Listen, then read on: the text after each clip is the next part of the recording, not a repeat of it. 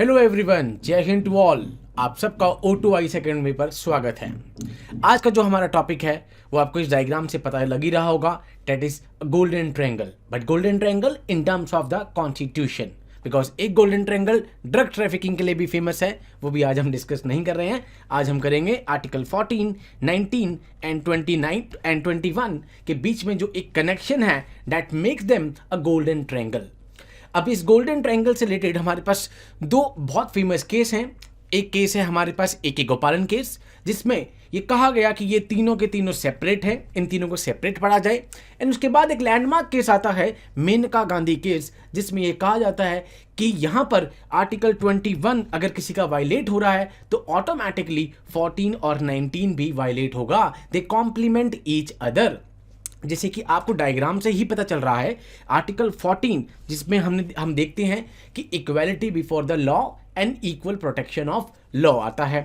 Article number 19 जिसमें 6 rights मिलते हैं हमें, right to freedom of speech and expression, right to reside anywhere in the country etcetera, 6 आते हैं। Article 21 that is right to life हमारे पास आता है। अगर आप इस डायग्राम को देखेंगे तो डायग्राम से ही पता लगता है कि अगर आप किसी का आर्टिकल 21 छीन रहे हैं, मान लो किसी का आर्टिकल 21 वायलेट हो रहा है, दैट इज लाइफ। अब लाइफ दैट मीन्स अगर किसी को एक जिंदगी मिली है तो क्वाइट ऑब्वियस है उसके पास फ्रीडम भी होगी ऑफ स्पीच एक्सप्रेशन, कुछ बोलेगा भी, कुछ मूवमेंट भी होंगी, कुछ ट्रेड भी करेगा, वो कुछ काम भी करेगा प्रोफेशन। तो 19 तो ऑटोमेटिकली ही वायलेट हो गया। एंड क्वाइट ऑब्वियस अगर आपके पास एक जिंदगी है, राइट टू लाइफ, एक एनिमल और एक ह्यूमन बीइंग में यही फर्क है कि इंसान बोल सकता है। तो यही हम मेनका गांधी केस में देखेंगे कि 21 अगर आपका वायलेट हो रहा है 21 तो ऑटोमेटिकली 19 भी वायलेट हो रहा है, एंड प्लस यहाँ पर 14 तो ऑटोमेटिकली वायलेट हो रहा है बिकॉज आप इक्वालिटी ही नहीं कर रहे हैं उसके साथ। ये तीनों के तीनों आर्टिकल एक दूसरे के साथ इंटरकनेक्टेड है, ये हम देखेंगे केस बाय केस। अगर आपने अभी तक भी O2IS अकेडमी की ऐप डाउनलोड नहीं की है, आज ही इसको डाउनलोड कर लीजिए। Now why they are known as golden triangle? भाई ये तीनों के तीनों जो हैं इनको मिला के ही गोल्डन ट्रायंगल क्यों बना? Because they have the utmost importance in protecting the rights of the people. हमारे जितने भी लोग हैं उनके राइट्स को बचाने के लिए बहुत इंपॉर्टेंट राइट्स हैं ये तीनों। प्लस ये गवर्नमेंट ताकि आर्बिट्रेरी तरीके से काम ना करे, अनफेयर तरीके से काम ना करे, अनजस्ट तरीके से काम ना करे, उनको रोकने के लिए भी ये एक पूरा का पूरा ट्रायंगल बनाते हैं। That is why they all are interconnected. ये एक डॉक्ट्रिन ऑफ बेसिक स्ट्रक्चर से प्रोटेक्टेड है। दैट मीन्स इनको यहां पर पार्लियामेंट कोई भी लॉ बनाकर आपसे नहीं छीन सकती। केशव नंदा भारती केस में आया गया था कि आप बेसिक स्ट्रक्चर नहीं छीन सकते। ये तीनों के तीनों ट्रायंगल मिलकर हमारे तीनों के तीनों आर्टिकल्स मिलकर बना रहे हैं गोल्डन ट्रायंगल। अब सबसे पहला ये केस उठा Kanhaiya Lal case versus A.K. गोपालन।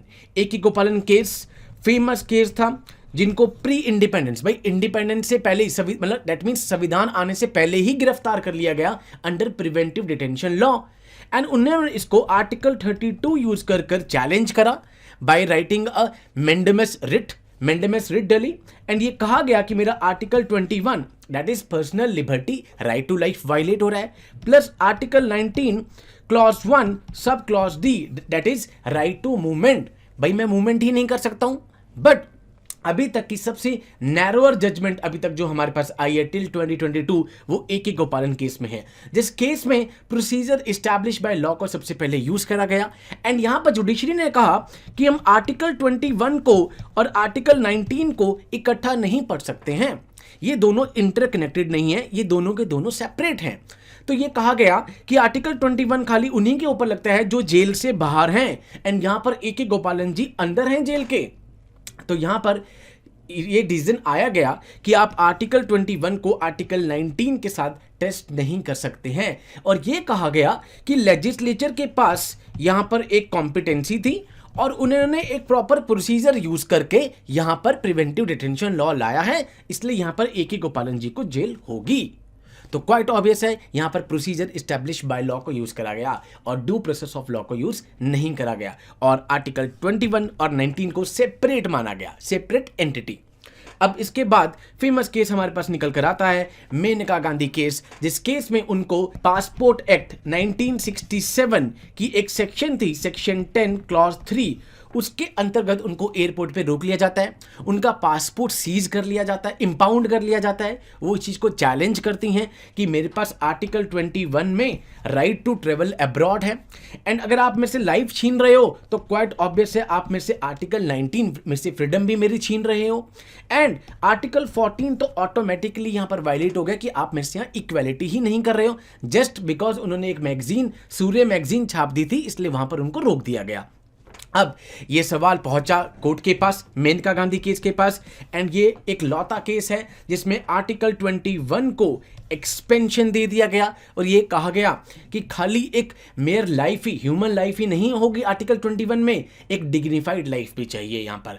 तो यहां पर एक डिग्निफाइड लाइफ को जोड़ा गया और आर्टिकल 21 में बहुत सारी चीजें, दैट इज जैसे आजकल हम इंटरनेट यूज करते हैं, right to use internet services, बहुत सारी चीजें एक्सपेंड कर आर्टिकल 21 में डाल दी गई। और ये कहा कि जो ये सेक्शन है, सेक्शन 10(3), जिसके अंतर्गत मेनका गांधी जी को रोका गया था, वो एक एडमिनिस्ट्रेटिव पॉइंट है, एडमिनिस्ट्रेटिव पर्पस के लिए रोका गया है, तो उसको चैलेंज करा जा सकता है अगर वो 14, 19 और 21 को वायलेट कर रहा है। दैट मीन्स यहां पर आप पासपोर्ट एक्ट के इस सेक्शन को यहां पर वायलेट करवा सकते हैं, नल और वॉइड डिक्लेयर करवा सकते हैं। तो यहां पर ये मेनका गांधी केस में जजमेंट आती है कि आर्टिकल जो 21 है उसको 14 और 19 का टेस्ट भी साथ साथ क्लियर करना पड़ेगा। तो एक इन शॉर्ट ये तीनों के तीनों आपस में कॉम्प्लीमेंट करेंगे, क्योंकि ये बेसिक राइट्स हैं तो इंडियन सिटीजन्स को दिए गए, इवन नॉन सिटीजन्स को भी दिए गए हैं, फॉरेनर्स को। और ये कहा गया कि यहां पर right to life and personal liberty को राइट टू इक्वालिटी और आर्टिकल 19 को भी यहां पर टेस्ट क्लियर करना पड़ेगा, and due process of law का यहां पर जन्म होता है। ये कहा जाता है कि जो प्रोसीजर एस्टैब्लिश किया गया है, ठीक है, आपके पास कॉम्पिटेंसी है, आप लॉ लेकर आए, क्या वो लॉ अपने आप में फेयर है, अपने आप में जस्ट है, अपने आप में नॉन आर्बिट्रेरी है? तो यहां पर ड्यू प्रोसेस ऑफ लॉ का यूज करा गया और यह कहा गया कि आर्टिकल 21 को हरदम 14 और 19 के साथ पढ़ा जाएगा, एंड इंटरकनेक्टेड, बिकॉज अगर आप किसी का आर्टिकल 21 छीन रहे हैं तो 14 और 19 ऑटोमेटिकली आप उसे छीन रहे हैं। इसलिए इन तीनों को मिलकर हमारे पास बन जाता है गोल्डन ट्रायंगल।